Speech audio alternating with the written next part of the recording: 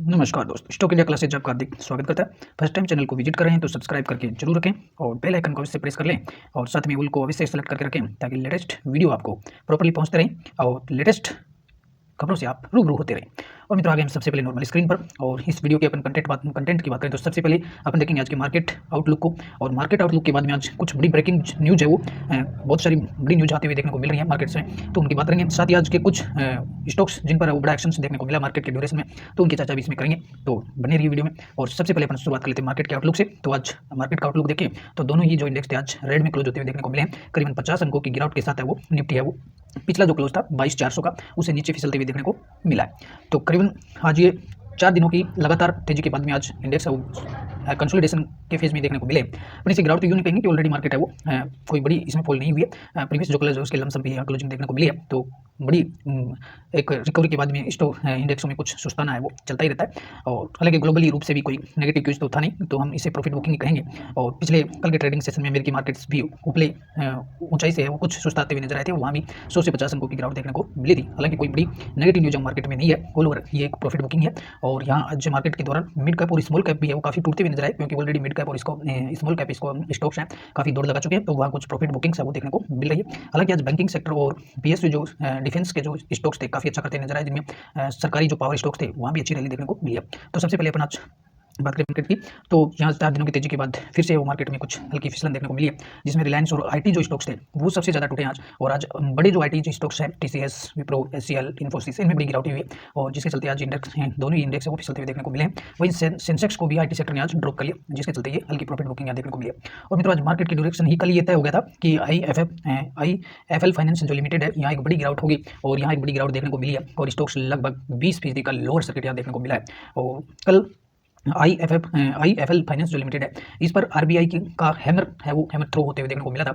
और कल आरबीआई ने और आईएफएल फाइनेंस को गोल्ड लोन है उसको आगे से वो गोल्ड लोन जारी करने पर बैन लगा दिया था, जिसके चलते आज है वो फाइनेंस आईएफएल का स्टॉक्स है वो करीबन 20% है वो यहाँ क्रेश कर गया। हालांकि अगर वो लोग देखें तो आईएफएल का स्टॉक्स एक अच्छा स्टॉक्स है, ट्रेडिंग में भी है, एक एज ए ब्रोकरेज भी काम करता है और फाइनेंस का भी काम करता है। लेकिन यहाँ इसका जो बड़ा जो सेगमेंट है वो गोल्ड फाइनेंस का था। सो गोल्ड फाइनेंस पर कुछ अनियमितताएं कंपनी की तरफ से बरती गई थी, जिसके विरोध में आरबीआई ने इसे बैन कर दिया है, और अब ये आगे से गोल्ड लोन है वो नहीं दे सकेगा जब तक अगली अपडेट नहीं आ सके। तो कल के लिए न्यूज भी था पूरी मार्केट में देखने को मिला है। RBI orders immediate ban on IIFL finance from sanctioning dispersing gold loans. तो काफ़ी बड़ी कवरेज थी कल के लिए, और आज हुआ भी ऐसा ही जो डर था कल देखने को मिला था आरबीआई का जो हैमर थ्रो आईआईएफएल फाइनेंस पर देखने को मिला। उसके बाद में आज स्टॉक्स में वो करीबन 20% का लोअर सर्किट देखने को मिला है। तो ये कारण भी था कि आरबीआई ने कई बार इनको चेतावनी भी दी थी कि गोल्ड लोन पर कुछ अनियमितताएं जो बढ़ती जा रही है उनको कंपनी ठीक करे, लेकिन यहाँ कोई सुधार नहीं देखने को मिला, तो अल्टीमेटली आरबीआई को इस पर बैन लगाना पड़ा। लेकिन आज अगर बात करें तो इसमें आईएफएल फाइनेंस जो है आईआईएफएल फाइनेंस जो हेड है निर्मल जैन, उन्होंने ये कहा कि नो गवर्नेंस इशूज, यानी इसमें किसी प्रकार के गवर्नेंस इशूज नहीं था। RBI action on gold loan से लिटिल हर्ष, और उन्होंने कहा कि जो आरबीआई ने गोल्ड लोन पर जो प्रतिबंध लगाया है वो एक लिटिल हर्ष है, एक कोई बड़ी चोट है वो कंपनी पर नहीं है। ऐसा उन्होंने कहा कि इनका जो सेगमेंट है लोन का जो सेगमेंट है काफ़ी छोटा है और ब्रोकरेज में इनका ज़्यादा है। तो हालांकि ये कंपनी को नुकसान तो करेगा, लेकिन अभी आगे देखो किस तरह का अपडेट देखने को मिलता है कि ये जो बैन जो लगाया गया है गोल्ड लोन पर वो कब तक चलेगा, और आगे है वो मैनेजमेंट का क्या डिसीजन रहता है। तो हमेशा यही है कि एक अच्छा जो मैनेजमेंट है, जिस कंपनी के मैनेजमेंट अच्छा रहता है वहाँ एक नो टेंशन नो फिकर्स वाली बात रहती है। जिस तरह से टाटा ग्रुप के जो मैनेजमेंट्स हैं और बड़े जो ग्रुप्स हैं उनके मैनेजमेंट काफ़ी वेल डिसीजन पर्सन्स होते हैं, लेकिन यहाँ इस तरह की कुछ छोटी कंपनी में अनियमितताएं देखने को मिल जाती हैं, और वही आज ये अनियमितताएं आईआईएफएल फाइनेंस में देखने को मिला है, और जिसके चलते आज इसको बड़ा क्रेज इसमें देखने को मिला है। वहीं अगर बात करेंगे इसमें ऑल ओवर अगर आईआईएफएल का अगर परफॉर्मेंस देखते हैं तो पिछले 5 सालों में परफॉर्मेंस है कोई बड़ा परफॉर्मेंस नहीं है, और पिछले 1 साल का जो परफॉर्मेंस मात्र 5% का है वो यहाँ रिटर्न दिया है। जबकि ऑल ओवर अगर मार्केट को देखें तो सभी जो मिड कैप और स्मॉल कैप कैटेगरी के स्टॉक्स हैं उनमें बड़ी जंप है वो पिछले 1 साल के दौरान देखने को मिली है। वहीं आईआईएफएल का जो स्टॉक्स है वो मात्रा है वो एक रेंज बाउंड यहाँ देखने को मिला है, और आज जो 20% की गिरावट भी इस काफ़ी अगर गिरावट को भी ऐड करें तो भी ये 25% का रिटर्न है वो पिछले 1 साल में देखने को मिला है। हालांकि गोल्ड आईआईएफएल पर जो आरबीआई का ये हैमर थ्रो था, और इस गिरावट का जो फायदा है आज दूसरी गोल्ड लोन वाली कंपनियों को होते हुए देखने को मिला है, और वहाँ जो उनके स्टॉक्स में बड़ा एक्शन देखने को मिला, पॉजिटिव एक्शन देखने को मिला। तो गोल्ड लोन की दूसरी 2 बड़ी और कंपनियां हैं, अपन बात करें तो मुथूट फाइनेंस को आज यहाँ अच्छा पॉजिटिविटी देखने को मिली, और यहाँ मुथूट फाइनेंस का स्टॉक्स है वो 2% चढ़ते हुए देखने को मिला। तो मार्केट में यही है कि यहाँ बैलेंस है वो देखने को मिलता है। एक ही खबर के बोलते हैं कि एक ही सिक्के के दो पहलू, तो एक ही खबर से है वो 2 से 3 है वो उसके साइड इफेक्ट है वो देखने को मिलते हैं। तो आईआईएफएल में गिरावट थी, तो आईआईएफएल का गिरावट का वो फायदा किसे मिल सकता है? मुथूट फाइनेंस को और मनप्पुरम फाइनेंस को। तो यहाँ आज बड़ी बढ़त देखने को मिली। अगर मान लो कि ये लंबे समय के लिए आरबीआई का बैन है वो आईआईएफएल पर चल जाता है और आरबीआई लंबे समय तक हटाए नहीं, तो उस गोल्ड लोन का जो बेनिफिट है कस्टमर्स किधर ट्रांसफर हो सकते हैं? कस्टमर्स है वो मुथूट फाइनेंस पर जाएंगे या फिर है वो मनप्पुरम फाइनेंस पर जाएंगे। तो दोनों ही स्टॉक्स है वो आज फोकस में रहे और मुथूट फाइनेंस का स्टॉक्स भी 2% चढ़ते हुए देखने को मिला। यहाँ देखेंगे gold loans providents Manappuram Muthoot finance zoom as IIFL finance stocks tanks on RBI whip. तो आईआईएफएल में जो गिरावट थी उसका फायदा मुथूट फाइनेंस और मनप्पुरम फाइनेंस को मिला है। और साथ ही अगर मुथूट फाइनेंस का पिछला रिकॉर्ड देखेंगे, ट्रैक रिकॉर्ड तो अच्छा है ही मुथूट फाइनेंस का। पिछले 1 साल का परफॉर्मेंस 43% का है। वहीं आईआईएफएल का भी अपने देखा था, आईआईएफएल का मात्र 5% का रिटर्न है पिछले 1 साल में। तो ये काफ़ी बेटर स्टॉक्स है आईआईएफएल से। वहीं अगर मनप्पुरम फाइनेंस का अगर देखेंगे तो मनप्पुरम फाइनेंस में भी करीबन 1.5% की तेजी आवाज देखने को मिली है। हालांकि मुथूट फाइनेंस से मनप्पुरम फाइनेंस से दोनों जो स्टॉक्स हैं गोल्ड लोन में मुथूट फाइनेंस है वो काफ़ी बेहतर स्टॉक्स है। और इसका भी अगर परफॉर्मेंस आप देखेंगे तो पिछले 1 साल का जो परफॉर्मेंस है मनप्पुरम फाइनेंस का वो करीबन 68% है। तो हालांकि रिटर्न के लिहाज से वो मनप्पुरम फाइनेंस इन दोनों से बेटर स्टॉक्स है। तो यहाँ काफ़ी 1 साल का अच्छा परफॉर्मेंस देखने को मिला है। ओवर इन आईआईएफएल की गिरावट का जो बेनिफिट है आज इन दोनों स्टॉक्स पर वो देखने को मिला है। और मित्रों बात कर लेते हैं टाटा मोटर्स की। और टाटा मोटर्स में कल का जो डीमर्ज जो न्यूज़ था और डीमर्ज की न्यूज़ थी आज टाटा स्टॉक्स में है वो टाटा मोटर काफ़ी इंट्राडे में काफ़ी 7 से 8% की तेजी वो देखने को मिली थी। मार्केट की ओपनिंग के साथ ही इसमें अच्छी शुरुआत देखने को मिली और इंट्राडे में स्टॉक्स था 7 से 8% चढ़ते हुए देखने को मिला। हालांकि आज जब गिरावट इंडेक्स ऊपर से फिसले तो यहाँ पर भी तेजी का जो रुझान था वो थोड़ा कम होते हुए देखने को मिला। ऑल ओवर क्लोजिंग है वो 3.5% पर देखने को मिली है और नए हाई जो टाटा मोटर्स में देखने को मिला और 1022 पर आज स्टॉक्स है वो यहाँ क्लोज होते हुए देखने को मिला है। ऑल ओवर आज टाटा मोटर का स्टॉक्स आवाज 4 डिजिट में वो ट्रेंड करते हुए देखने को मिला। और आज का जो हाई था ऑल टाइम हाई करीबन 1064 का आज टाटा मोटर्स ने नया हाई भी क्रिएट किया है। और अब जो डीमर्जर की न्यूज़ है तो यहाँ एक तेजी देखने को मिली है। इसका एक ही सारांश है कि डीमर्जर जो होने वाला है टाटा मोटर्स में, तो इस डीमर्जर को एक तरह से शेयर होल्डर्स का अप्रूवल, बाजार का अप्रूवल मिल गया है। यूँ कहें कि एक डेमो अप्रूवल है कि इससे शेयर होल्डर्स है वो काफ़ी खुश है कि इसमें टाटा मोटर्स है वो डीमर्ज होने वाला है। तो इससे एक तो कंपनी की वैल्यूएशन है वो काफ़ी खुल करके आएगी और इससे शेयर होल्डर्स को तो फायदा होने वाला है और कंपनी को एक बड़े टारगेट्स है अचीव कर सकेगी company. Tata Motors demerge will share holders witness value unlocking, यानी कंपनी को अपनी वैल्यू जो है वो अनलॉक करने में और बड़ी वैल्यू हासिल करने में कंपनी को काफ़ी इसमें फायदा मिलेगा। और इसका JLR का बिजनेस है, EV का जो बिजनेस है, कॉमर्शियल व्हीकल्स और पैसेंजर्स व्हीकल है, तो अब ये डीमर्ज हो जाएगा। तो एक तरह से देखें तो इसमें सभी जो अलग अलग इन्वेस्टर्स का जो रुझान होता है कि जो EV में इन्वेस्टमेंट करना चाहते हैं, पैसेंजर व्हीकल्स में या कॉमर्शियल व्हीकल्स में करना चाहते हैं, तो वो विकल्प है वो 12 से 15 महीने बाद वो टाटा मोटर्स पर उपलब्ध होगा। जो इन्वेस्टर्स EV पर ही जाना चाहते हैं वो EV पे चले जाएंगे और जो CV में जाना चाहते हैं, कॉमर्शियल व्हीकल्स में जाना चाहते हैं, वो कॉमर्शियल व्हीकल में जाना चाहेंगे। हालांकि दोनों इससे कोई शेयर होल्डर्स पर कोई प्रभाव नहीं पड़ने वाला है और दोनों जो कंपनियां लिस्ट होंगी उनके बराबर मात्रा में शेयर्स है वो शेयर होल्डर्स को मिलेंगे। और टाटा मोटर्स का जो कॉमर्शियल व्हीकल सेगमेंट है ये भी कोई कम, इसको भी कम नहीं आंकना चाहिए। कॉमर्शियल व्हीकल्स का भी काफ़ी अच्छा सेगमेंट है टाटा मोटर्स का, ओनली 50% है वो 50% शेयर जो मार्केट है वो कॉमर्शियल व्हीकल्स में टाटा मोटर्स का अकेले का है। तो यूँ नहीं है कि अगर EV का बिजनेस अलग हो गया, पैसेंजर व्हीकल्स का अलग हो गया, तो फिर कॉमर्शियल व्हीकल्स का क्या होगा। कॉमर्शियल व्हीकल का भी इससे बहुत अच्छा परफॉर्मेंस है, 50% मार्केट कैप्चरिंग है इसकी। तो काफ़ी दोनों शेयर्स हैं वो डीमर्ज के बाद भी अच्छा परफॉर्मेंस करते हुए नजर आएंगे। और तो बात कर लेते हैं हीरेडा पर। और हीरेडा का स्टॉक से लगातार है वो गिरावट में देखने को मिला। आज भी यहाँ करीबन 3.5% की गिरावट देखने को मिली है और गिरावट है वो काफ़ी बढ़ती जा रही है। और पिछले 1 महीने में देखें तो स्टॉक्स है वो करीबन 30% है वो गिर चुका है। और ऊपर से अगर इसको कैलकुलेट करेंगे तो ऊपर की साइड से स्टॉक्स है वो काफ़ी करेक्ट हो चुका है। और हालांकि फिर भी पिछले 6 महीनों का परफॉर्मेंस बहुत ही दमदार है। अभी है वो स्टॉक्स है वो 150% के रिटर्न से दे रहा है, जब 30% करेक्ट होने के बावजूद भी वो डबल हो चुका था। 30% की गिरावट ऑलरेडी इसमें हो चुकी है, फिर भी पिछले 6 महीनों का जो परफॉर्मेंस है तो करीबन अभी है वो 150% के रिटर्न है। आप देख भी सकते हैं इसको ऊपरी जो लेवल से देखेंगे ऑल टाइम जो हाई है इसका वहाँ से 32% है वो करेक्ट हो चुका है। और अभी इसमें है वो कुछ है वो आगे भी है कुछ सुस्ताते हुए नजर आ सकता है, 2 से 4% की और गिरावट हो सकती है।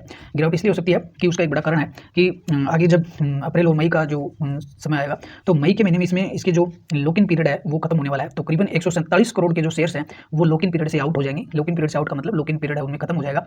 तो लॉक इन पीरियड खत्म होने का मतलब ये नहीं है कि लॉक इन पीरियड खत्म हुआ और 147 करोड़ के 147 करोड़ है वो शेयर बेच सभी से जो शेयर होल्डर्स हैं वो बेच देंगे, ऐसा नहीं है। 147 जो करोड़ जो शेयर्स हैं वैल्यू नहीं है शेयर्स की, ये शेयर्स की संख्या है। 147 करोड़ जो शेयर्स हैं वो लॉक इन पीरियड में है, लेकिन उनका लॉक इन पीरियड है वो करीबन मई में खत्म होने वाला है। तो अभी तो हालांकि काफ़ी लंबा टाइम है इसमें, लेकिन जब लॉक इन पीरियड खत्म होगा तब भी ऐसा नहीं है कि सभी के सभी लोग शेयर बेच देंगे। कुछ लोग बेचेंगे, हो सकता है कि कुछ लोग नहीं इसको सेल नहीं करें, वो रखना चाहिए इसे लंबे समय के लिए।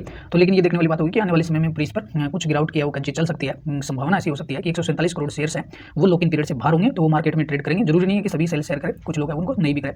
तो ये एक बड़ा है इस पर। लेकिन ऑल ओवर देखें तो इसमें हीरेडा का बिजनेस है वो काफ़ी मल्टीपर्पज बिजनेस है। ग्रीन एनर्जी का जो फाइनेंस करती है कंपनी, तो अच्छा ही देखने को मिलेगा। तेजी फिर से एक बार देखने को मिलेगी, महीने 2 महीने यहाँ कंसोलिडेशन वाला फेज है वो हो सकता है। और मित्रों बात लेते हैं कापरी ग्लोबल्स। और कापरी ग्लोबल का स्टॉक्स आज 20% के अपर सर्किट में देखने को मिला। और कल ये जो स्टॉक्स था यहाँ करीबन ये स्टॉक्स 950 के ऊपर ट्रेंड करा था। कल की जो क्लोजिंग जो प्राइस थी 950 पे देखने को मिला और आज स्टॉक्स है 289 पर। तो इसमें आज बोनस और स्प्लिट की एक्स डेट थी। सो आज यहाँ एक्स बोनस होते हुए नजर आया, स्प्लिट एक्स होते हुए नजर आया और स्प्लिट होते ही स्टॉक्स है वो 950 से और स्टॉक्स है वो 200-250 में यहाँ मिल रहा था, 250 पे उपलब्ध था स्टॉक्स। सो यहाँ अच्छी खरीदारी हुई और 20% का अपर सर्किट लगा। हालांकि जिनके जो अप स्टॉक्स ब्रोकरेज का जो ऐप है वहाँ अपडेट नहीं हुआ, तो स्टॉक्स है वो करीबन वो अपनी 70% है वो यहाँ डाउन में देखने को मिल रहा होगा। करीबन जो कल की जो क्लोजिंग प्राइस थी उससे 70% नीचे आया स्टॉक्स और 950 से स्टॉक्स है वो 280 के आसपास ही खुला है, यहाँ 275 पर खुलते हुए देखने को मिला था। तो यहाँ 20% का सर्किट है और सर्किट है वो बोनस और स्प्लिट की न्यूज़ के चलते हुए देखने को मिला। और बड़ी खरीदारी आज जब स्टॉक की प्राइस कम हुई तो अच्छी खरीदारी देखने को मिली। तो बोनस और स्प्लिट दोनों है इसमें। तो इसमें स्प्लिट का रेशियो था 1 के बदले 2, यानी जो स्प्लिट है वो आधा हुआ है और करीबन इसमें बोनस है वो 1 के बदले 1 शेयर मिलेंगे। कुल मिलाकर के यदि शेयर होल्डर से 1 शेयर रखता है तो उसके पास करीबन कितने आगे 2 शेयर उसे मिलेंगे, 4 शेयर उसे 1 के बदले 4 शेयर मिलने वाले हैं। तो ये शेयर्स की संख्या है वो भी अपडेट हो जाएगी और जब पूरी प्रोसेस हो जाएगी तो उसके बाद में नॉर्मल आपको ये आपकी पोर्टफोलियो नॉर्मल दिखाई देने लगेगा। और काफ़ी जो ग्लोबल है एक कैपिटल काफ़ी एनबीएफसी की एक अच्छी बेहतर कंपनी है और ये भी फाइनेंस सेक्टर में काम करती है। पिछले 5 सालों का रिटर्न काफ़ी बेहतर रिटर्न है, 340% का रिटर्न दिया। तो लॉन्ग टर्म के व्यू से अगर इसे आप पोर्टफोलियो में शामिल करते हैं तो काफ़ी बेहतर यहाँ परिणाम मिल सकते हैं। तो CGCL भी एक अच्छा स्टॉक्स है, रखें इसे पोर्टफोलियो में। और मित्रों लेटेस्ट ब्रेकिंग न्यूज़ देखने को मिल रही है पावर सेक्टर से, रिन्यूएबल एनर्जी वाला जो स्टॉक्स है और बहुत ही बड़े रिटर्न जनरेट करने वाले स्टॉक्स की बात करें, आज भी करीबन यहाँ 5% का है वो अपर सर्किट में देखने को मिला है। और अपन बात करें वारी रिन्यूएबल, जिस स्टॉक्स ने वो मात्र पिछले 5 दिनों में 30% से ज़्यादा का रिटर्न दिया है और पिछले 1 साल में इसने करीबन 200% का रिटर्न दिया, पिछले 1 महीने और पिछले 6 महीनों में बहुत ही दमदार रिटर्न दिया। तो आज वारी रिन्यूएबल पर लेटेस्ट अपडेट ये देखने को मिला। आज कंपनी ने स्टॉक स्प्लिट का अनाउंसमेंट किया और स्टॉक स्प्लिट है वो 1:5 के रेशियो में होगा, यानी स्टॉक्स है वो करीबन कितना आएगा 5 टाइम्स है वो स्टॉक्स नीचे आते हुए देखने को मिलेगा। हालांकि अभी रिकॉर्ड डेट का भी अपन चलेंगे, रिकॉर्ड डेट भी देखेंगे इसकी। तो ऑलरेडी स्टॉक से काफी दूर चुका है, काफी महंगा स्टॉक्स हो गया है, 6700 पर ट्रेंड कर रहा है। तो 1:5 के रेशियो में इसमें स्प्लिट होने वाला है, तो करीबन वो 5 टाइम्स स्टॉक्स नीचे आएगा। तो 5 टाइम्स स्टॉक्स नीचे आएगा तो करीबन स्टॉक्स 1500 से 1700 के रेंज में है वो स्प्लिट के बाद में देखने को मिलेगा। तो हो सकता है ये रिटेल इन्वेस्टर्स के लिए और फिर से एक स्टॉक्स को खरीदने के मौके आ सकते हैं यहाँ और काफी बेहतर परफॉर्मेंस वाला है। तो आज शाम को मार्केट क्लोजिंग के बाद में शेयर बाजारों को जो सूचना दी है कंपनी की तरफ से, fixation of record date for split and subdivision for equity shares of company की तरफ से दिया गया आज। तो इसे 16 मार्च आज रिकॉर्ड डेट रखा गया, 16 मार्च तक है वो स्टॉक स्प्लिट हो जाएगा और 1:5 के रेशियो में होगा। 1 के बदले जो अभी की जो फेस वैल्यू है स्टॉक्स की 10 की है और बाद की जो फेस वैल्यू हो जाएगी वो 2 की हो जाएगी। तो इसमें कुल मिलाकर के स्टॉक्स है वो 5 टाइम्स है वो नीचे आते हुए देखने को मिलेगा। तो ये वारी पर आज बड़ा अपडेट था। और पिछले अगर 5 दिन का परफॉर्मेंस देखेंगे तो 5 दिन में 32% का रिटर्न इसने दिया। स्टॉक सर्किट वाइज ऊपर चढ़ता हुआ देखने को मिला है और बहुत ही बेहतर परफॉर्मेंस वारी का देखने को मिला। पिछले 1 महीने में स्टॉक्स है वो 45% चढ़ते हुए देखने को मिला है। पिछले 6 महीने में इसने मात्र 6 महीने में और 432% का रिटर्न है वो वारी रिन्यूएबल ने दिया। तो स्टॉक्स में तो कमी तो है नहीं, बहुत तेजी से गोली की रफ्तार से स्टॉक दौड़ रहा है। और पिछले 1 साल का परफॉर्मेंस देखेंगे तो पिछले 12 महीने में 971% स्टॉक चढ़ चुका है। और ये सब हुआ है किसके दम पर? रिन्यूएबल एनर्जी के बिजनेस के दम पर, विंड पावर, सोलर पावर। तो कंपनी है रिन्यूएबल बिजनेस में काफ़ी अच्छा करती है। तो इसी के चलते रिजल्ट्स भी कंपनी के Q3 रिजल्ट्स भी काफ़ी शानदार देखने को मिले थे, जिससे स्टॉक्स में लगातार वो यहाँ तेजी सर्किट है देखने को मिल रहे हैं। तो वारी रिन्यूएबल है जो अभी स्टॉक्स काफ़ी महंगा है, रिटेल इन्वेस्टर्स को लग रहा है और महंगा हो भी गया है। पिछले 1 साल में स्टॉक्स है वो 900% से ज़्यादा दौड़ चुका है, तो स्टॉक्स काफ़ी ऊपर चढ़ चुका है। लेकिन अब स्टॉक्स है वो 5 टाइम्स है वो नीचे डाउन स्प्लिट से 5 टाइम्स है वो नीचे आते हुए देखने को मिलेगा। तो कल के लिए वारी को फिर से अपने यहाँ एक्शन देखने को मिल सकता है। आज जो 16 मार्च है इस पर रिकॉर्ड डेट रखी गई है स्प्लिट के लिए, तो कल के लिए फिर से रडार पर रखें वारी रिन्यूएबल को। और मित्रों बात कर लेते हैं IRCTC की। और यहाँ स्टॉक्स आज है वो रेड में देखने को मिला है, कोई बड़ा एक्शन यहाँ देखने को नहीं मिला, कोई ऐसा स्टॉक्स आज कंसोलिडेशन वाला फेज था। और लेटेस्ट है वो इंडियन रेलवे की तरफ से एक बड़ा अपडेट देखने को मिला है और IRCTC को कल बड़े एक्शन के लिए तैयार है यहाँ। और बहुत ही दमदार न्यूज निकल करके आ रही है कि IRCTC ने स्विगी के साथ है वो एक जॉइन हैंड्स किया है और पार्टनरशिप किया है। पार्टनरशिप किस लिए किया है? जो स्विगी के माध्यम से भी अपन ट्रेन में इंडियन जो रेलवे है वो फूड डिलीवर कराएगी।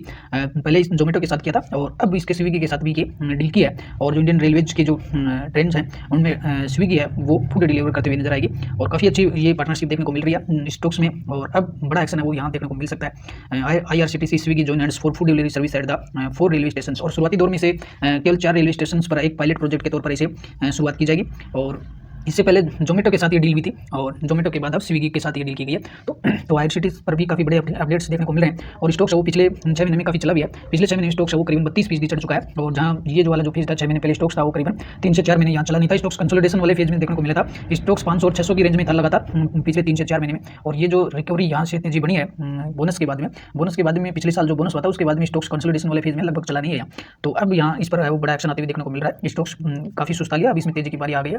पहले भी जो इंडियन रेलवेज की जो स्टॉक्स हैं उनमें सभी में बड़ी तेजी आ चुकी है, केवल IRCTC बाकी है। हालांकि पिछले एक महीने में इसने भी अच्छा परफॉर्म दिया, 32% तक यहाँ तेजी देखने को मिली है। तो ऑल ओवर जिनके पोर्टफोलियो में है रखें इसे लंबे समय के लिए। इस तरह के काफ़ी बड़े अपडेट्स है वो IRCTC की तरफ से देखने को मिलेंगे और इसी से वो IRCTC बड़ा रेवेन्यू जनरेट करती है। सबसे अच्छा सेगमेंट है IRCTC के बिजनेस में, तो इसी से बड़ा रेवेन्यू हासिल होगा। तो मित्रों ये थे आज की कुछ लेटेस्ट अपडेट जो अभी देखने को बाजार में मिली थी, जिनसे आप सभी के सामने रखें। आशा करते हैं वीडियो आपको हेल्पफुल लगा होगा और जो मित्र लोग पहली बार चैनल को विजिट करें वो सब्सक्राइब जरूर करके रखें ताकि लेटेस्ट वीडियो आप तक पहुंचते रहें। और आप चाहें तो वीडियो को शेयर और लाइक भी अवश्य कर सकते हैं। आपका शेयर और लाइक हमें काफ़ी मोटिवेशन देता है। नमस्कार, अगली वीडियो में लेटेस्ट न्यूज़ के साथ फिर मिलेंगे, तब तक के लिए गुड बाय।